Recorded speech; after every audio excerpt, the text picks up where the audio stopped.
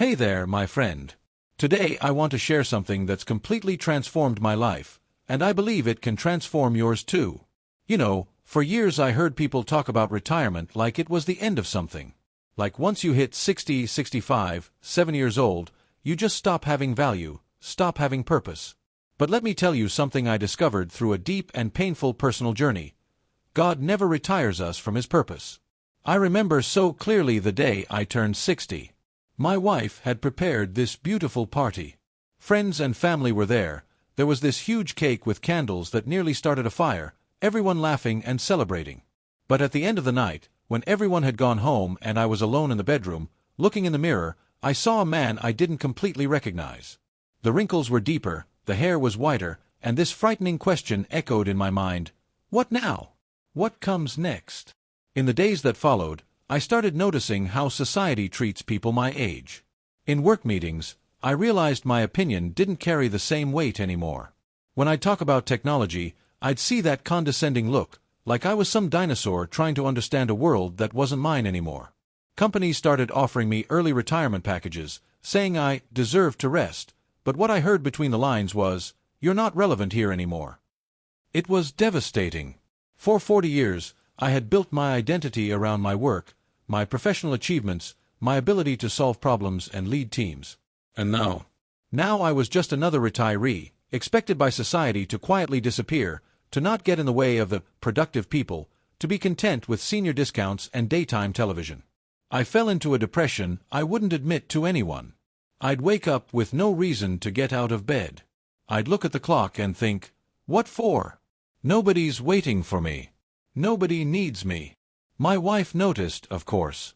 She tried to cheer me up, suggest activities, trips, but I was trapped in this existential black hole. I had my health, I had financial resources, I had time, but I had no purpose. And I discovered that a man without purpose is like a ship without an anchor, drifting on an ocean with no direction. It was on a Sunday morning, sitting in church, half checked out from the sermon, that something happened. The pastor was preaching about Moses, and suddenly, like God had turned a spotlight on my soul, I heard this: Moses was 80 years old when God called him. 80 years old. I was 60. For some reason, that penetrated through all my self-pity and disbelief. I leaned forward, paying real attention for the first time in months. The pastor kept telling the story. Moses, at 40 years old, thought he was ready to free Israel. He was a prince, educated, powerful, full of energy and confidence. And he failed miserably, had to flee into the desert. For 40 years, he was a shepherd. 40 years. Just imagine. From the palace to the desert. From royalty to anonymity. He must have thought his life was over, that he'd missed his chance, that God had given up on him. But God was just preparing him. Because at 80 years old, when Moses had probably resigned himself to dying as a simple shepherd, God appeared in a burning bush and said, "Now, Moses. Now is the time. Now you're ready." And Moses led one of the greatest exoduses in history for another 40 years. He died at 120, still with clear vision and physical vigor, because God sustained him to complete his purpose. I sat in that church that day with tears streaming down my face. The people around me probably thought I was having some kind of weird emotional experience, but I didn't care. God was telling me something I desperately needed to hear: I'm not done with you. Your best years aren't behind you. I was just preparing you for what comes next. In the days that followed, I couldn't stop thinking about it. I started reading the Bible with new eyes, looking for other stories of people who flourished after 60. And you know what I discovered? The Bible is absolutely full of them. Abraham was 75 years old when God called him to leave Ur and begin a journey that would change the history of humanity. 75. And he had his promised son, Isaac, at 100 years old. 100. Sarah was 90 when she gave birth. Noah was 600 when the flood came and he saved humanity. Caleb was 85 when he asked for the toughest mountain to conquer, saying he had as much strength as when he was 40. John, the beloved disciple, wrote the book of Revelation when he was over 90 years old, exiled on the island of Patmos. Anna, the prophetess, was 84 years old and spent her final years fasting and praying in the temple, and she was the one who recognized Jesus as the Messiah when he was still a baby. I realized something profound and revolutionary. In God's economy, age isn't a disqualification, it's a qualification. Society values youth, energy, innovation, speed. But God values wisdom, experience, maturity, perseverance.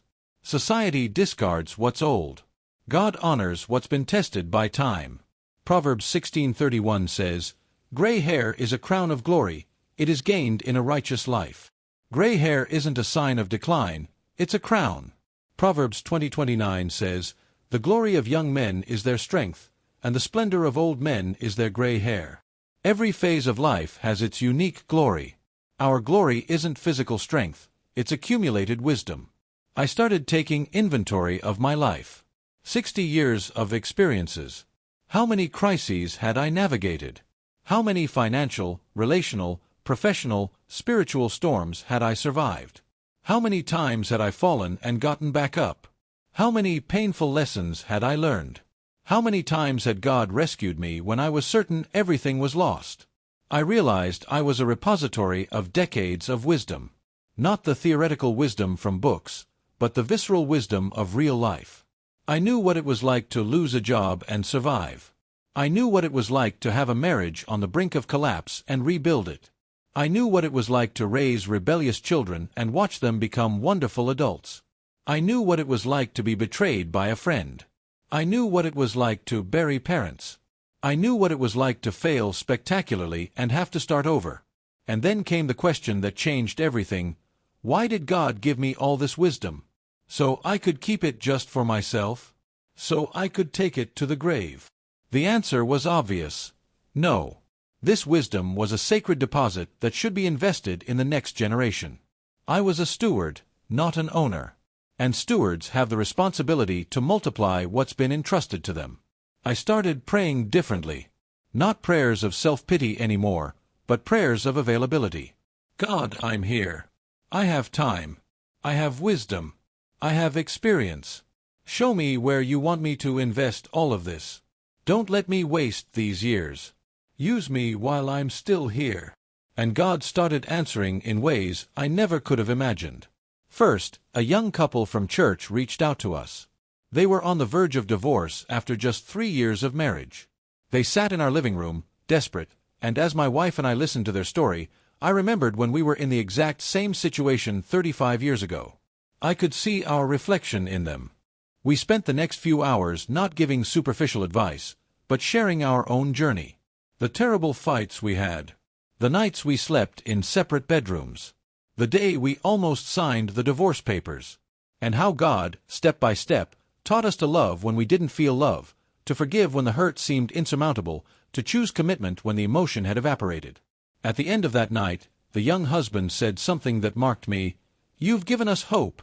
Because if you made it, maybe we can too. You're living proof that marriages can survive and even thrive after the storms." I drove home that night with a feeling I hadn't had in months. Significance. I had made a difference. My life, my experiences, my scars, it all had purpose. That opened a floodgate. My wife and I started mentoring couples regularly. We opened our home once a week. And we discovered something amazing. There was a desperate hunger for wisdom. These young couples were navigating turbulent waters without a compass, without a map, without anyone to say, "I've been here before. Let me show you the way." Modern society is orphaned from wisdom. We have more information than any generation in history, but less wisdom. We have Google, but we don't have grandparents. We have therapists, but we don't have mentors. We have podcasts, but we don't have people who look us in the eyes and say, "I understand what you're going through because I've been exactly where you are." And then I understood my true calling for this season of life. It wasn't to retire from purpose, it was to reposition for purpose. My professional career had ended, but my career in God's kingdom was just beginning its most significant phase. Because now I had something I'd never had before: unlimited time, relative financial freedom, and decades of tested experience. I started volunteering at a community center, helping young people who were looking for their first job. I reviewed resumes, did mock interviews, taught basic professionalism skills. And I realized I was giving them something no online course could give: the wisdom of someone who had hired hundreds of people, who knew what employers really look for, who could read between the lines of a job description. A young man named Carlos marked me deeply. He was 22 years old, came from a broken family, had dropped out of school, but was trying to start over. I helped him land his first real interview. He was terrified. The night before, he called me, almost giving up. I said, "Carlos, you're going to show up. You're going to look them in the eyes. And you're going to show them you're trustworthy, even if you don't have experience.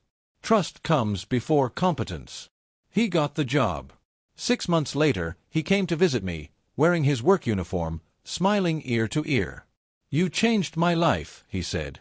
And I replied, "No, Carlos. God changed your life. I was just his instrument." But internally, I was crying with gratitude. Because God had shown me that my 40 years of experience in human resources wasn't just about making money. It was for this moment.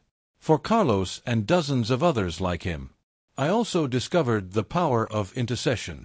I'd always been a man of action, not contemplation. Prayer, to be honest, had always been something I did quickly, an express list of requests before going to sleep. But in retirement, I started having time to really pray. And I'm not talking about 5 minutes. I'm talking about hours. I developed a routine. I wake up at 5:30 in the morning, make coffee, and go to my prayer corner. I have this thick notebook where I keep detailed lists. My children and their specific challenges. My grandchildren, each one by name, with their particular struggles. Couples we're mentoring. Missionaries we've known over the years. Church leaders. Political and social situations that concern me. And I pray specifically, persistently, daily. And I've seen God answer in powerful ways. My son was unemployed for 8 months. I prayed every day, specifically, for a door to open. In the 9th month, he received a job offer better than anything he'd had before. My granddaughter was struggling with severe anxiety. I prayed for her every day for a year. Today she's transformed, free, full of peace.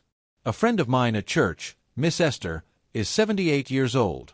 She told me something I'll never forget. For 50 years, I worked 8 hours a day in sales. I was good at it. Made good money. Helped a lot of people buy what they needed. But now, I work 3 hours a day in prayer. And I'm seeing more lives transformed, more miracles, more eternal impact than in all those years of work. This is my true calling. God just waited until I had time to exercise it fully. That impacted me deeply. We drastically underestimate the power of intercession. When you're 70, 80 years old, you might not be able to do heavy physical work anymore. You might not be able to travel as a missionary. You might not have the energy to lead big projects. But you can pray. And prayer moves the hand of God. Prayer changes nations. Prayer frees captives. Prayer heals the sick. Prayer saves souls. I met a man named Augustus. He's 82 years old, confined to a wheelchair because of a stroke he suffered at 75. He told me, in the first years after the stroke, I was bitter. I thought God had put me on the shelf. But then I realized that now I had 18 hours a day to pray, because I couldn't do much else. So I started. People from all over the country send me prayer requests. I pray for each one, by name, daily. And I get testimonies weekly of answered prayers. My body may be weak, but my spirit has never been stronger. That's powerful. That's purpose. That's God's plan for us in this phase of life. It's not visibility, it's not public recognition, it's not building empires. It's kingdom influence. It's investing in eternity. It's using what we have, not lamenting what we've lost. I also discovered the importance of telling stories. You know what happens when an older person dies without having shared their stories? Decades of wisdom, of lessons learned, of experiences with God, it all gets lost. It's a library burning down. And this happens every day because we, the older ones, think our stories aren't interesting, that nobody wants to hear them. But that's a lie. The next generations are starving for authentic stories. They don't want Instagram versions of life, perfectly filtered. They want raw truth. They want to hear about your failures and how you recovered. About your doubts and how you found faith. About your fears and how you found courage. I started writing. Not to publish, just for my children and grandchildren. Stories from my childhood. Lessons my parents taught me. Mistakes I made and what I learned. Moments when God intervened miraculously. Difficult decisions I had to make. It's a legacy, a treasure I'll leave them when I'm gone. And you know what happened? My teenage grandkids, who I thought didn't care, started asking to read more. They ask questions. They want to know what it was like growing up in a different era, how I met their grandmother, what it was like raising 5 kids with few resources, how I kept my faith during crises.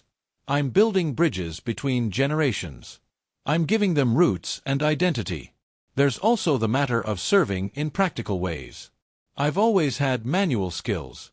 I worked in construction when I was young, before going to the office. So now, along with other retired men from church, we formed a group that does free repairs for widows and single mothers. We fix leaky faucets, change light bulbs, paint walls, fix fences. You should see the gratitude in these women's eyes. Many of them don't have resources to hire someone and don't have men in their lives to help. For us, it's a Saturday morning. For them, it's an answered prayer. And for me, it's pure purpose. I'm using my hands, my skills, my time to make a tangible difference. A widow named Miss Teresa, 73 years old, started crying when we finished fixing her leaking roof. I prayed for 6 months, she said. I didn't have money to hire anyone. And you guys showed up and did it for free. God hasn't forgotten me. I drove home that day physically exhausted, but completely full spiritually. I realized this phase of life is about generosity in all its forms. Generosity with our time, our wisdom, our skills, our resources. During professional life, everything had a price. Our time was precious because it generated income. Now, we can give freely because we're not selling anymore, we're serving. This also applies financially. My wife and I started looking at our finances differently. We have enough to live comfortably until the end. So what do we do with the excess? We started supporting young missionaries who are just starting out. We help young couples from church with specific needs, anonymously. We fund scholarships for children from low-income families. We're not getting rich, but we're getting significant. And we discovered something Jesus taught: it's more blessed to give than to receive. Every time we give, we feel a joy that money in the bank never gave us. We're investing in eternity, not in extended retirement. But let me be honest about something. This journey hasn't been easy. There are days when I wake up and physical pain reminds me I'm not 30 anymore. There are days when the frustration of not having the energy I used to have weighs on me. There are days when people treat me like I'm invisible or irrelevant. There are days when loneliness hits hard, especially after we've lost some dear friends. But on those days, I come back to the fundamental truth: God hasn't taken me out of here yet. If I'm still breathing, He still has purpose for me. It may not be the purpose I expected. It may not be grand in the world's eyes. But it's significant in God's eyes, and that's all that matters. I've learned that purpose isn't about scale, it's about obedience. It's not about impressing crowds, it's about being faithful in what God places before you. It might be praying for one person. It might be encouraging a broken heart. It might be being generous with someone in need. It might be simply being a stable and wise presence in the midst of chaos. I've also learned that taking care of health is spiritual stewardship in this phase. God gave me this body, and if I want to serve Him well, I need to take care of the temple. So I started exercising regularly, not to get beach body fit, but to have energy to serve. I changed my diet, not out of vanity, but to keep my mind clear and my body functional. I do my medical checkups regularly because I want to maximize the years God has given me. And here's something fascinating. Scientific studies confirm what the Bible already said. People who maintain purpose after retirement live longer and live better. They have lower rates of dementia, depression, heart disease. Purpose isn't just good for the soul, it's good for the body. God designed our entire being to function with meaning. When we remove purpose, everything starts to deteriorate. Let me share one last story before I wrap up. There's a man at my church named Mr. John. He's 88 years old. Lost his wife 5 years ago. He could easily isolate himself, give in to grief, wait for the end. But he didn't do that. He woke up the day after his wife's funeral and said to God, "I'm still here. What have you kept me for?" Today, at 88 years old, Mr. John volunteers at a children's hospital. 3 times a week, he goes there and just holds babies who've been abandoned or whose parents can't be present. He rocks them, sings to them, prays for them. The doctors say the babies who receive this regular human contact develop better, gain weight faster, have stronger immune systems. I asked Mr. John why he does it. He looked at me with those eyes full of wisdom and said, "Because I can. Because God gave me 88 years of life, and as long as I can hold a baby, give human warmth, offer love, I'm going to do it. My body may be weak, but my arms can still rock. My joints may hurt, but my voice can still sing. And when I finally leave this world, I want God to find me serving, not complaining." That, my friends, is what it means to not retire from purpose. It's waking up every day and asking, "God, what do you have for me today?" It's using what you have, not lamenting what you've lost. It's understanding that this phase of life isn't the end, it's a promotion to a different kind of impact. So, my final challenge to you who are 60 years or older, reject the lie that your best days are behind you. Your most significant days, your most fruitful days, your days of greatest eternal impact might be exactly ahead of you. But you need to make an intentional choice. Ask God to open your eyes to the opportunities around you. Use your wisdom to mentor. Use your time to intercede. Use your skills to serve. Use your resources to give. Use your story to inspire. Use your presence to encourage. Use your years to make an eternal difference. You're not retired from God's purpose. You've been repositioned for the most significant phase of your life. Don't waste these precious years. Invest them in the kingdom. And when you finally meet your Creator face to face, you'll be able to say with Paul, "I have fought the good fight, I have finished the race, I have kept the faith. Now there is in store for me the crown of righteousness." Your best years aren't behind you. They're happening right now. Stand up. Serve. Love. Give. Pray. Mentor. Inspire. Because God isn't done with you yet. And He never wastes a life that's surrendered to Him. May God bless you on this beautiful and meaningful journey. Amen.